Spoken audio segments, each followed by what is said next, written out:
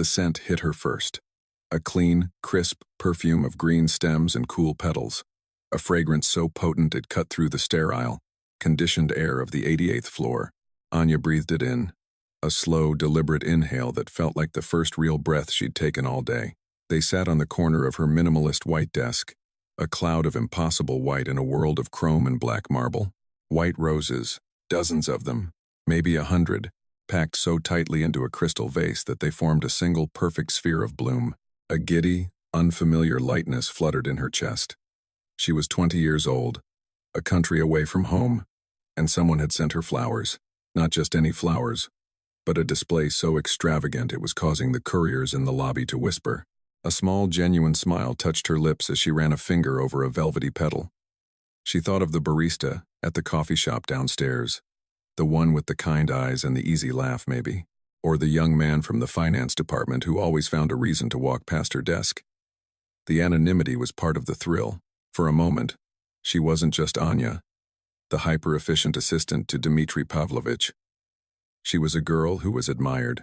Her computer chimed, pulling her back. A meeting in London needed rescheduling. The jet had to be refueled and ready for a midnight departure. A multi-billion ruble acquisition was faltering, and she needed to get the lead counsel on the line now. She turned back to her 3 monitors, her fingers flying across the keyboard. The cloud of white roses was a pleasant distraction in her periphery. Her world was a fortress of quiet competence, a series of tasks executed with flawless precision. It was how she survived in this place, at this altitude, in the orbit of a man like him. The heavy glass door to the inner office slid open without a sound.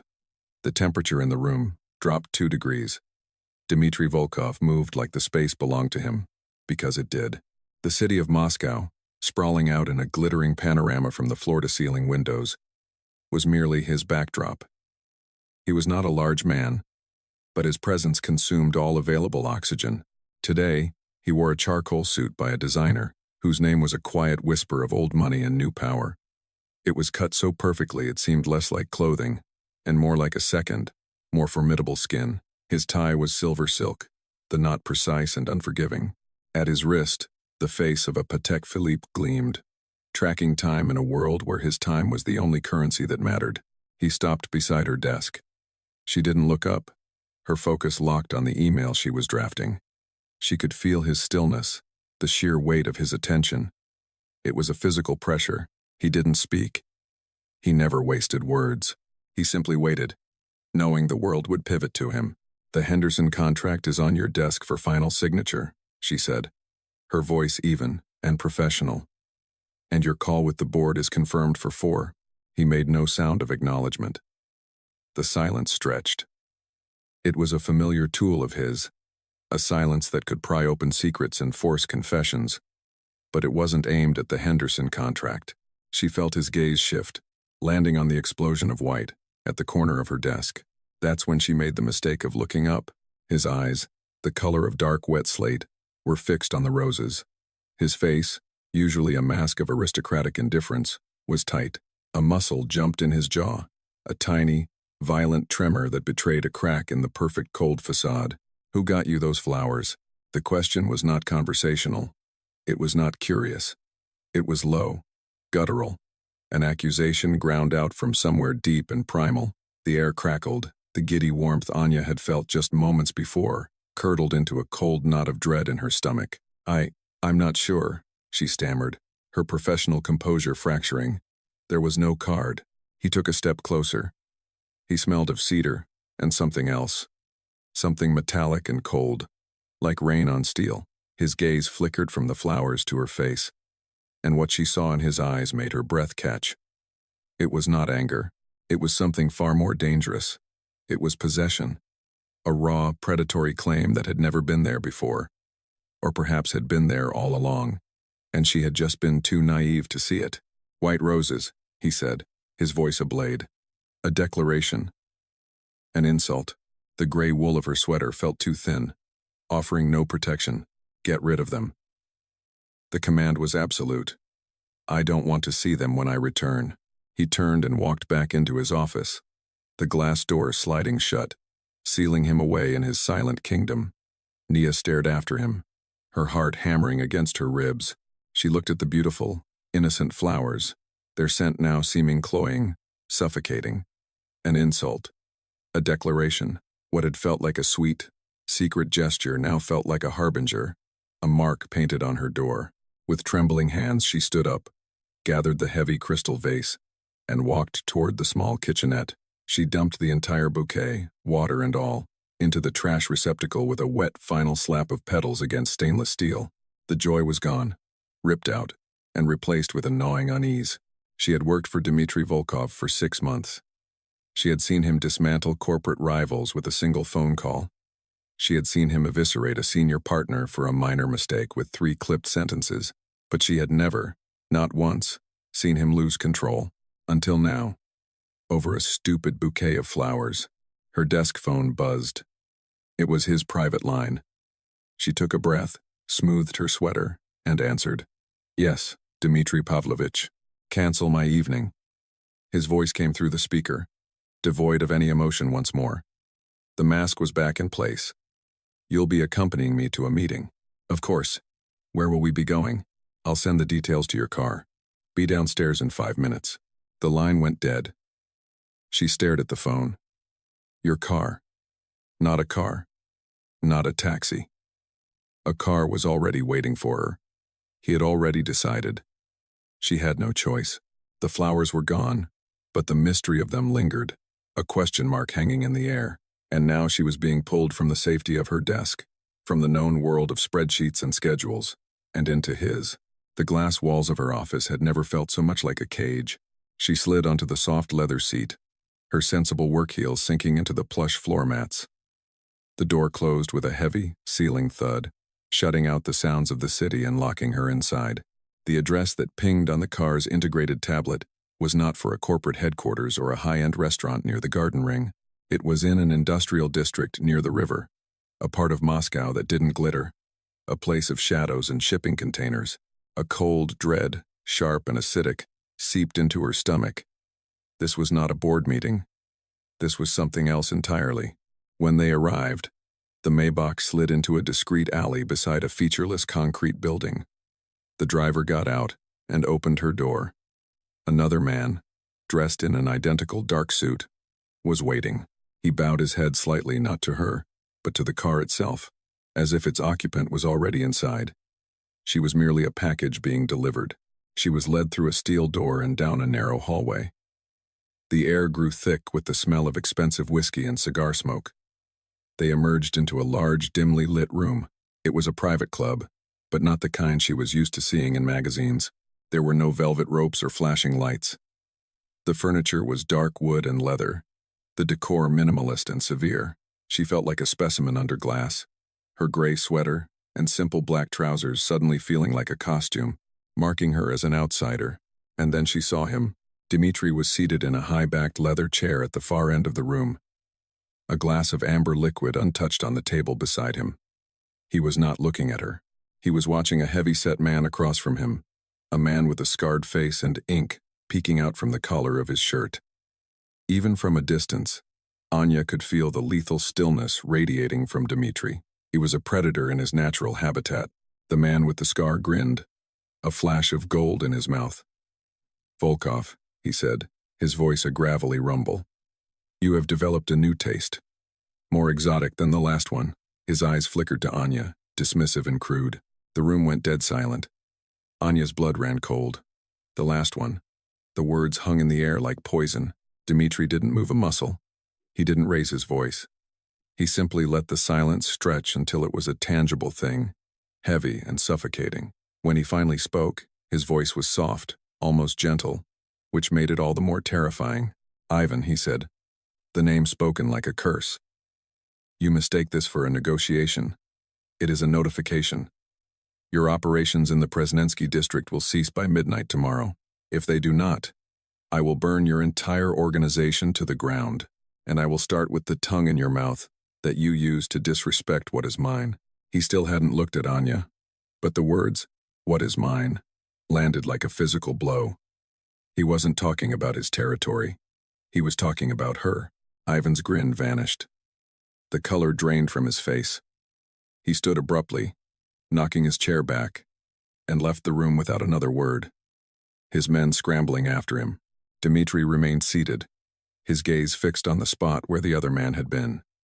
Slowly, deliberately, he picked up his glass and drained it in one swallow. Only then did he turn his head and look at Anya. His eyes were black holes, empty of everything but a cold, desolate fury. He gestured for her to come closer. Her legs felt like lead, but she obeyed, walking the long distance across the silent room until she stood before him. He said nothing.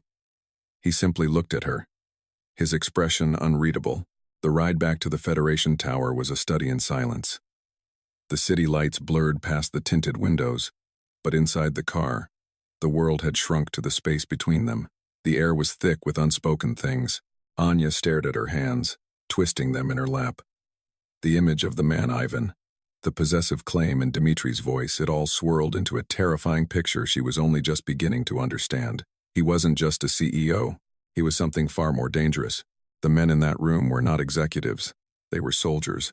And she, his assistant, had just been declared his territory in the middle of a war. As the car pulled up to the main entrance of the skyscraper, she expected to be dismissed. She expected him to send her home, to push her back into the safe, sterile world of the 88th floor. But the driver didn't move. Dmitri turned his head, his face profiled against the glittering city. "They always go for the one thing you can't replace," he said, his voice low, almost inaudible. It wasn't directed at her. He was speaking to a ghost in the car with them, a memory that clearly still had the power to wound him. A woman he had failed to protect, a shame he carried like a shroud.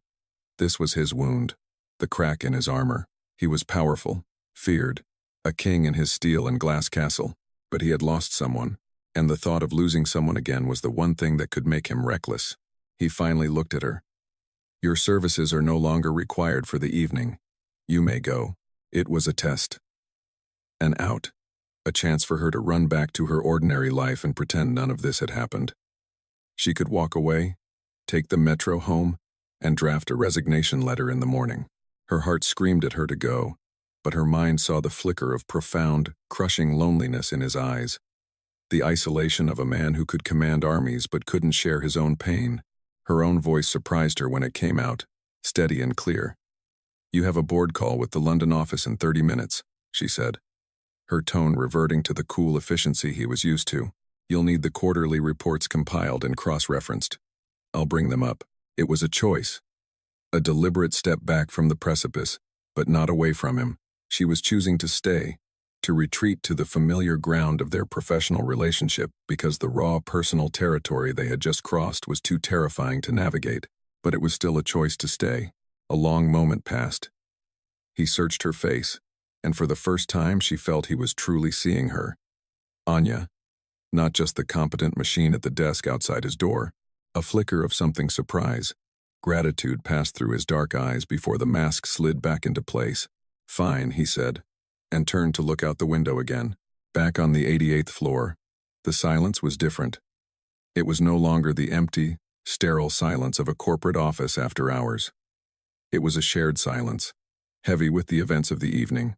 The city lights were a river of diamonds below, but they offered no warmth. She worked at her desk, compiling the reports he needed. He was in his office, the glass door slightly ajar. She could see him standing by the window, his back to her, a rigid silhouette against the skyline. He had loosened his silver tie, the first sign of dishevelment she had ever witnessed. When the reports were ready, she made a pot of coffee, the rich aroma filling the quiet space. She poured a single cup, black, just how he liked it, and carried it into his office. He didn't turn as she approached. "Dmitri Pavlovich," she said softly, "the reports. And your coffee."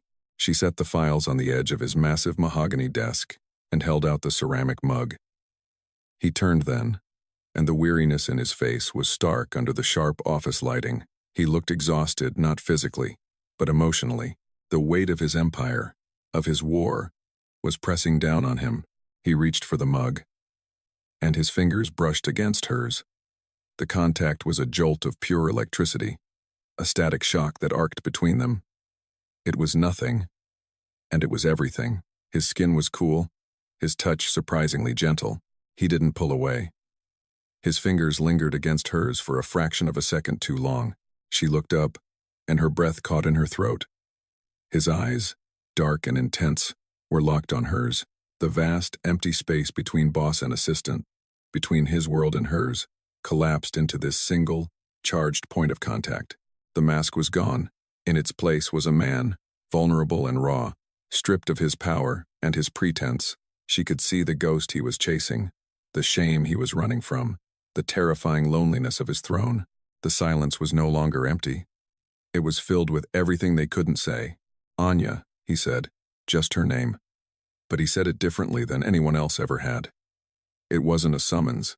It wasn't a label. It was a sound that felt like a question, a plea, and a confession all at once.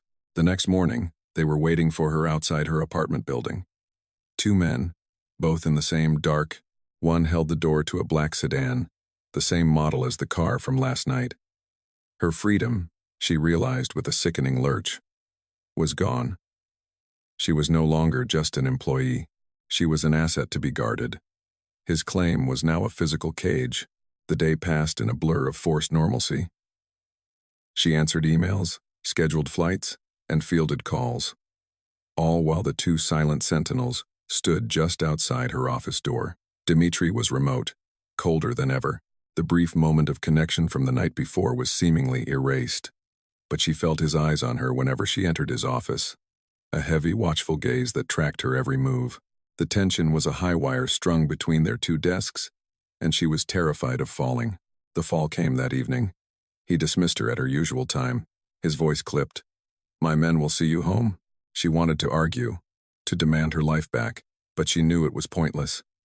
She was living in his world now, by his rules, in the crowded metro station, surrounded by the river of evening commuters. She almost felt normal again. She clutched the strap of her bag, her two shadows keeping a discreet distance behind her. The noise, the lights, the sheer press of humanity was a comfort after the sterile silence of the tower. It happened fast.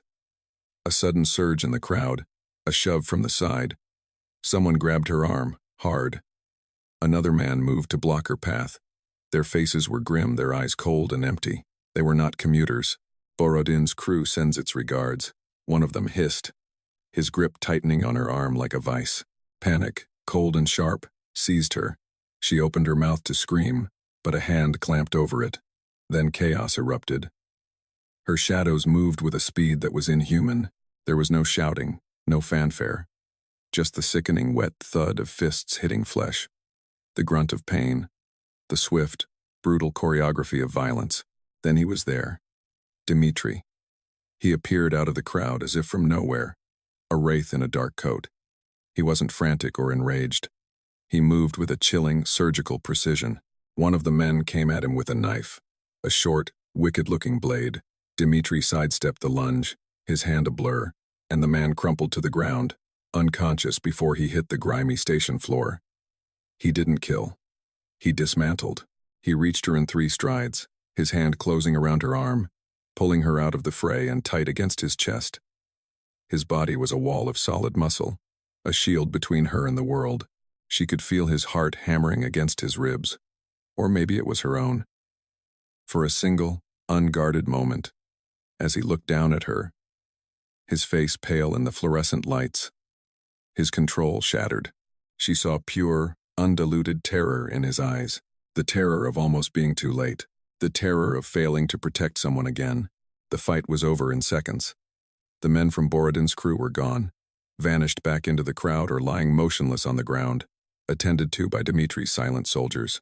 He held her for a moment longer, his grip iron tight, his breath coming in harsh rasps. Then the mask was back. He released her, his face becoming a cold, hard mask of fury. "Get her in the car," he snarled at one of his men. This time, he didn't take her to her apartment.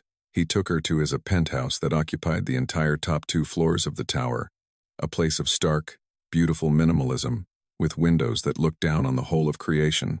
He had a shallow cut on his forearm, a thin red line where the knife had grazed him. He ignored it, pacing the vast living room like a caged tiger. "They will not stop," he said, his voice tight with rage. "They know you are my weakness." She watched him, her own fear slowly being replaced by a strange, unnerving calm. She walked to the marble-clad bathroom and found a first aid kit.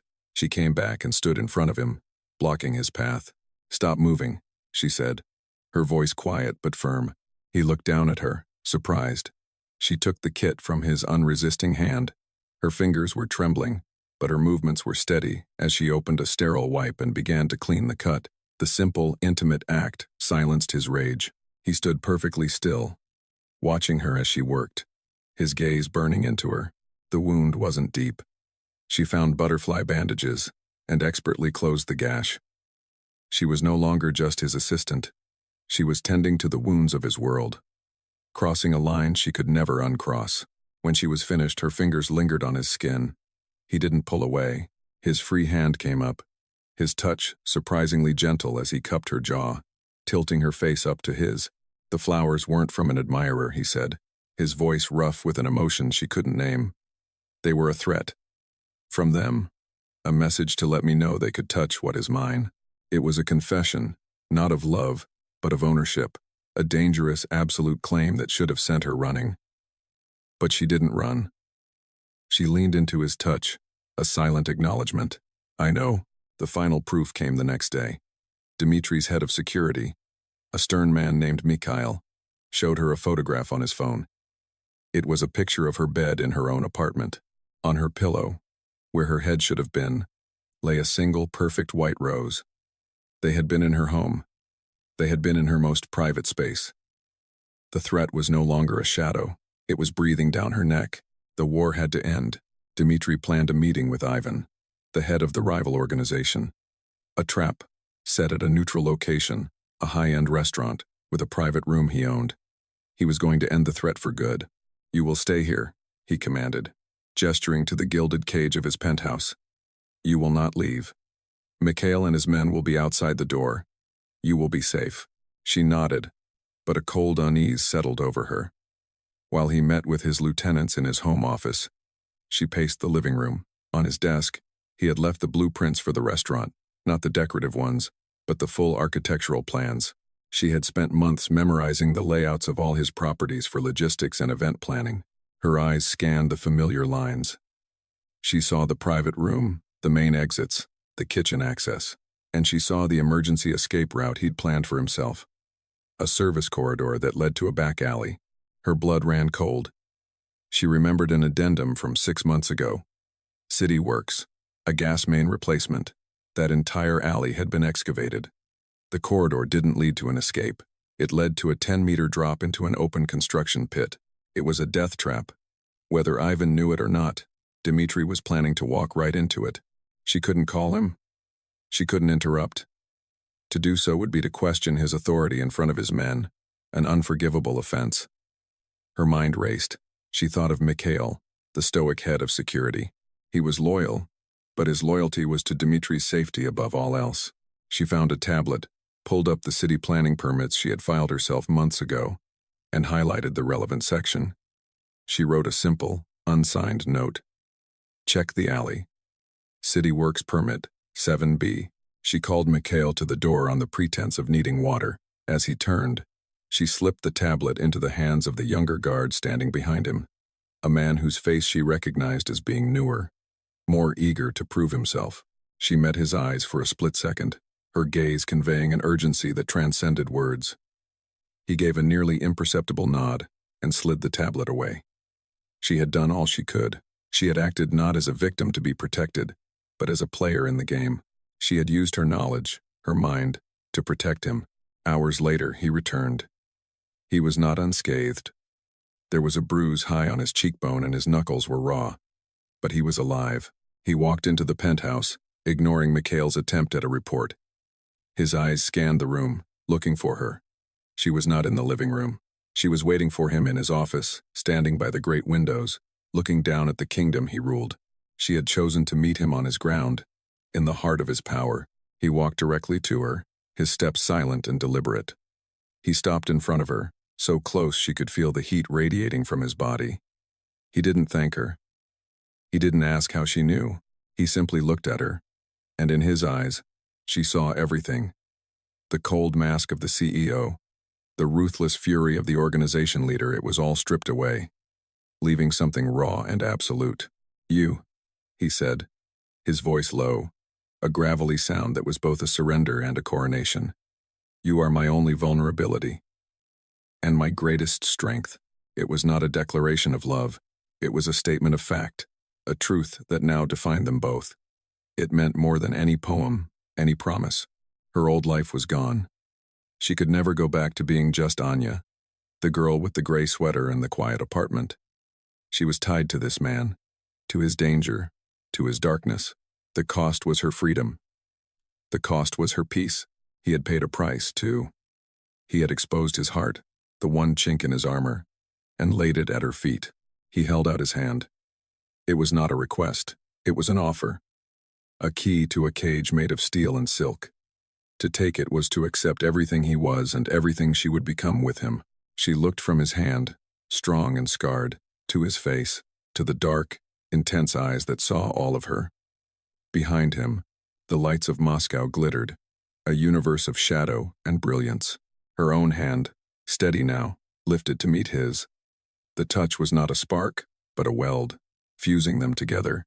It was a promise and a sentence, a fate she was choosing with her eyes wide open.